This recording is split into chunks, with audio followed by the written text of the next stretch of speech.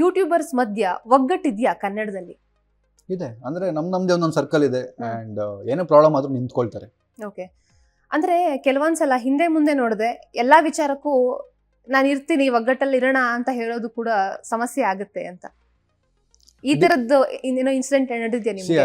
I tell you, basically ಏನಾಯ್ತು ಅಂದ್ರೆ ಯಾವುದೇ ಇನ್ಸಿಡೆಂಟ್ ತಗೊಂಡ್ರು ಹ್ಮ್ ನಾವು ಇನ್ಫ್ಲುಯೆನ್ಸರ್ ಆಗಿರೋದ್ರಿಂದ ಜನ ನಮ್ಮ ಫಾಲೋ ಮಾಡ್ತಿದ್ದಾರೆ ಆಯ್ತಾ. ಜನ ಬಂದು ನಮಗೆ ಕಾಮೆಂಟ್ ಆಗ್ತಾರೆ, ನೀವೊಂದು ಇಶ್ಯೂ ನಡೀತಿದೆ, ನೀವು ಮಾತಾಡ್ತಿಲ್ಲ ಅಂತ. ಸೊ ಒಂದಷ್ಟು ಇನ್ಫ್ಲುಯೆನ್ಸರ್ಸ್ ಓಕೆ ಈಗ ಮಾತಾಡಬೇಕು ನಾವು, ಇವ್ರು ಈ ತರ ಕಾಮೆಂಟ್ಸ್ ಆಗ್ತಿದ್ದಾರೆ, ಮಾತಾಡಿಲ್ಲ ಅಂದ್ರೆ ನಾವು ಕೆಟ್ಟವ್ರು ಅನ್ಸ್ಕೋತೀವಿ ಅಂತೇಳಿ ರಿಸರ್ಚ್ ಮಾಡದೆ ಯೋಚನೆ ಮಾಡದೆ ಮಾತಾಡೋದು ತಪ್ಪೇ. ಹೌದು, that is really not right for ಸೊಸೈಟಿಯಲ್ಲಿ. ಬದುಕಬೇಕಂದ್ರೆ ಪ್ರಾಪರ್ ಆಗಿ ರಿಸರ್ಚ್ ಮಾಡಿ, ಓಕೆ ಮಾತಾಡೋಕೆ ಮುಂಚೆ ಕರೆಕ್ಟ್ ಆಗೇನು ಅಂತ. ಬಟ್ ಅದೇ ಜನ ಮತ್ತೆ ಕಾಮೆಂಟ್ ಆಗ್ತಾರೆ, ನೀನು ಮಾತಾಡ್ಬಿಟ್ಟೆ ಯೋಚನೆ ಮಾಡಿಲ್ಲ ಅಂತ. ಸೊ ಈ ಇದರಲ್ಲಿ ಇನ್ಫ್ಲುಯೆನ್ಸರ್ ಸ್ವಲ್ಪ ಆ ಕಡೆ ಈ ಕಡೆ ಆಗ್ತಾರೆ. ಬಟ್ ನಾನು ಹೇಳೋದೇನು ಅಂದ್ರೆ ಒಂದ್ಸರಿ ಥಿಂಕ್ ಬಿಫೋರ್ ಯು ಟಾಕ್. ನಾನು ಆಗ್ಲೇ ಹೇಳ್ದಂಗೆ ಯೋಚನೆ ಮಾಡಬೇಕು, ನಮ್ಮ ಹತ್ರ ರೆಸ್ಪಾನ್ಸಿಬಿಲಿಟಿ ಇದೆ.